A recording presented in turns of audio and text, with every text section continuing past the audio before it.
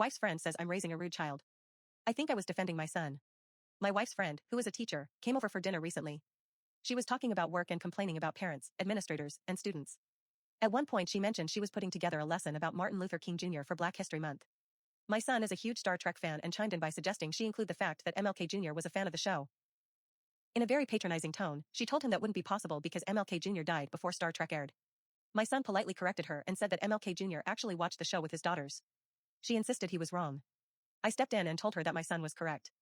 Instead of acknowledging the possibility that she might be mistaken, she accused me of being one of those parents who can't admit when their child is wrong. I replied that she was acting like the kind of teacher who assumes she knows everything and dismisses students instead of listening to them. My wife quickly changed the subject and moved the conversation along. After dessert, I pulled up a video of Nichelle Nichols discussing her famous conversation with Martin Luther King Jr. about Star Trek. I showed it to everyone because I wanted my son to see that he had been right. My wife's friend immediately asked why I couldn't just let it go.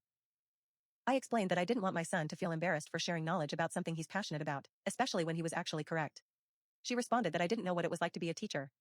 I said I didn't, but based on how she'd handled that interaction, I knew she wasn't a very good one.